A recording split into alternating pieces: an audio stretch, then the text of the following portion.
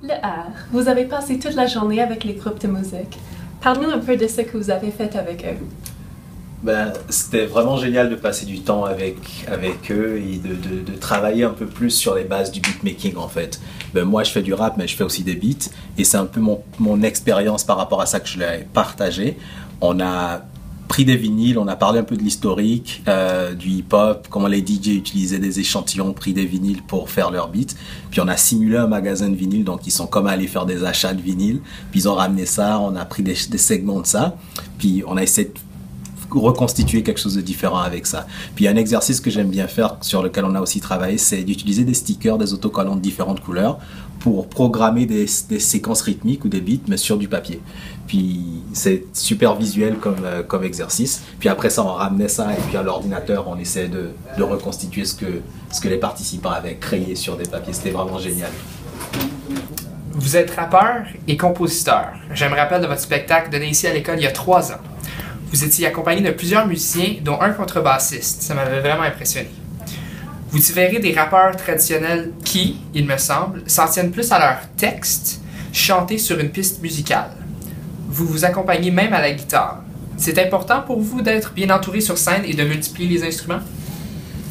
Ouais, pour moi, c'est quelque chose de très important autant que c'est possible. Après, c'est justement l'aspect composition qui prend un peu cette figure-là sur scène parce que lorsque je travaille en studio, les beats ne sont pas nécessairement que échantillonnés. La plupart du temps, d'ailleurs, c'est des compositions qui sont jouées live sur des prises, en fait, qui sont faites en studio. Donc, quand il s'agit d'aller faire le spectacle, je pense que c'est cet aspect-là qui transparaît un peu, que ce soit la guitare ou même la contrebasse, parce que justement, sur le projet que j'avais à cette époque, il y a 3 ans quand j'étais venu, il y avait justement Dan qui jouait de la contrebasse, qui avait aussi participé sur ce projet-là, soit à la guitare électrique basse ou à la contrebasse aussi. Donc, pour moi, c'est quand même important que la performance scénique puisse refléter des éléments qui ont contribué à l'enregistrement même des chansons. Donc c'est pas mal ça, ouais. C'est pas mal ça. Super, merci.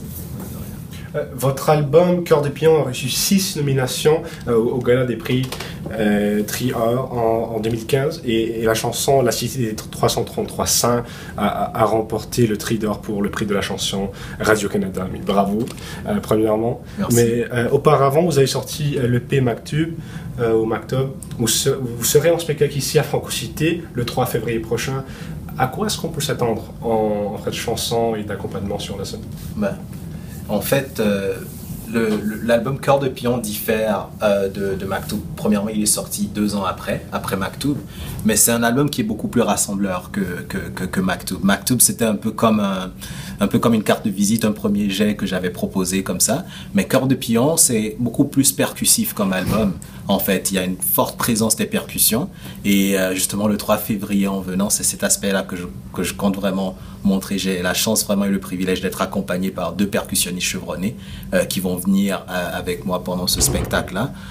L'un est brésilien, il s'appelle Vovo, et l'autre est québécois, mais il a beaucoup étudié les percussions cubaines. Donc c'est ce croisement-là des percussions sur du hip-hop qu'on va vous proposer le 3 février. Fantastique, merci beaucoup. Merci. Février, c'est le mois consacré à l'histoire de Noir. Vous êtes originaire du Bénin et avez émigré au Canada à la fin de votre adolescence. Vous avez passé la moitié de votre vie là-bas et l'autre moitié ici. Cela a contribué à forger votre identité. Comment vous décrirez-vous aujourd'hui? C'est ça, comme tu dis, ça fait la moitié de ma vie que j'ai passée ici et l'autre moitié au Bénin. Donc, c'est sûr que maintenant, j'ai une double identité, bien évidemment. Et comment je me définis, c'est très difficile à dire, en fait. Il y a une grande partie de moi qui garde toujours cette nostalgie du Bénin. J'ai l'occasion d'y retourner autant que possible. La dernière fois que j'étais retourné, c'était justement, laisse-moi voir, en 2014. Voilà. Donc, ça fait seulement 2 ans. Donc, pour moi, c'est clair que mes racines sont là-bas. Et puis, quand je retourne là-bas, je me ressource. Mais quand je suis ici, je me sens quand même chez moi aussi. Parce que quand même, ça fait quoi maintenant? Ça fait 14 ans maintenant. Le temps passe vite. Mais c'est ça. Donc, ouais, c'est vraiment cette double identité. Une partie de moi, quand même, est canadienne maintenant. Et puis, l'autre partie, évidemment, ne changera pas. Je reste béninois pour la vie, quoi. Alors pour terminer, on a un petit quiz pour vous, si ça vous tente, bien sûr. Bien sûr. Fantastique. Alors, oui, premièrement, saison préférée. Ouf. Oh, Ah ouais, c'est facile.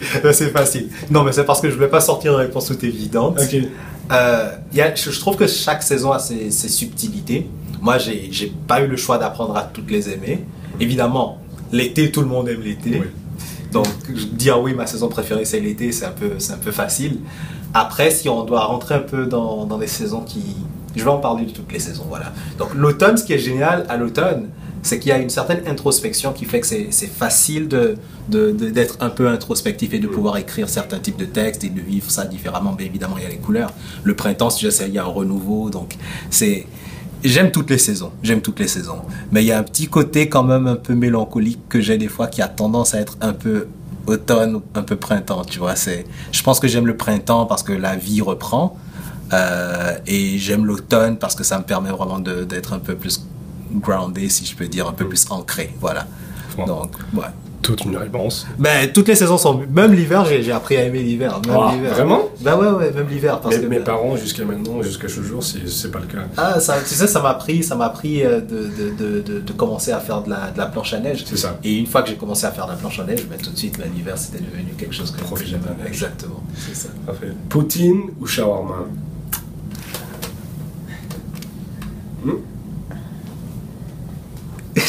Est-ce que tu as entendu parler du shawarma Poutine? Ah, non. Non. Mais je crois pas que j'aimerais ça. Non, mais à vrai dire, j'ai eu ma phase shawarma, puis là, je suis plus Poutine en ce moment. Ok. Ouais, cool. Je suis pas mal Poutine en ce moment. Oui, le livre qui a marqué votre vie. Ma jeunesse, je veux dire, qui a marqué Votre vie. ma vie. Le livre. Un livre qui a marqué ma vie. Wow.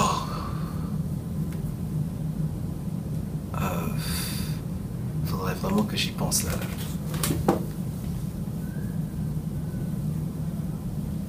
Attends, gros silence. Non, je réfléchis vraiment. Il y en a tellement sûrement.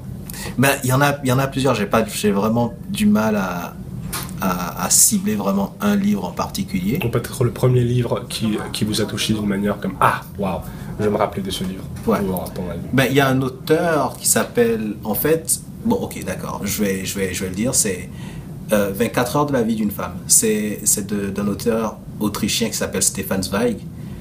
Et cet auteur, particulièrement, il n'y a pas que ce livre qui m'a marqué. Il écrit beaucoup des nouvelles, en fait. Et j'aime beaucoup lire cet auteur parce que c'est vraiment axé sur la passion, ce qu'il écrit, en fait, sous toutes ses formes, hein, peu importe les passions, vraiment. Et je trouve qu'il écrit super bien. 24 heures de la vie d'une femme, c'est un livre de Stefan Zweig qui m'a beaucoup marqué. Ça n'a pas nécessairement changé ma vie, mais j'ai été marqué. Après, il a écrit Le joueur d'échecs aussi, que j'ai lu, qui était pas mal aussi. Et bref, ouais, je dirais lui. Sinon, avant ça, il y a un livre de Guy Descartes que j'ai beaucoup aimé quand j'étais plus jeune, en fait, ça s'appelle Le Château de la Juive. Ça m'a pas nécessairement changé ma vie, mais c'est un livre qui m'a aussi un peu marqué. Parfait. L'artiste ou le groupe musical avec qui vous rêvez de jouer avec? Juste pour boucler un peu la boucle pour moi, ce serait le groupe IAM, c'est un groupe de rap français. Actuellement, ils sont plus trop actifs. Mais si j'avais l'opportunité de faire une collaboration avec eux, pour moi, ça bouclerait la boucle parce que c'est eux qui m'ont inspiré à faire du rap, en fait. Donc, pour cette simple raison, je me dis que si j'ai cette opportunité... J'ai eu la chance de les voir en concert à Montréal il y a 1 an. Ça m'a pris... Et voilà, c'est des gens qui m'ont inspiré depuis, je sais pas, il y a 16-17 ans. Et la première fois que je les ai vus, c'était il y a 1 an, c'était toute une expérience. Mais ce serait le groupe IAM. Et finalement, c'est un sujet de division ici à Franco-Cité. Ah ouais? L'équipe Sens ou les Canadiens de Montréal? Oh, ok. Vous êtes à Ottawa, j'aimerais vous rappeler de ça. Ouais, déjà pour commencer, c'est important. Ouais. Ben, moi, je dirais tout de suite les Sénateurs. Bon, parce que, voilà, je pense que je suis à Ottawa depuis longtemps, donc je prête un peu allégeance je pense, à domicile, quoi. Fantastique. Merci beaucoup. C'était la bonne réponse? Oui, non. Il y a pas de officiellement, il n'y a pas de bonne réponse, mais je ouais. suis sûr que tout le monde est content. D'accord, ça va. Merci beaucoup d'être venu aujourd'hui, Laure. C'est très plaisant de pouvoir discuter avec un artiste aussi passionné que vous. Alors, sur un mot de la fin, est-ce que vous avez quelque chose que vous aimeriez dire au Faucon de Francocité? Ben, merci de me recevoir. Et quand on est un faucon, on déploie ses ailes et on vole toujours plus haut. Faucon de Francocité.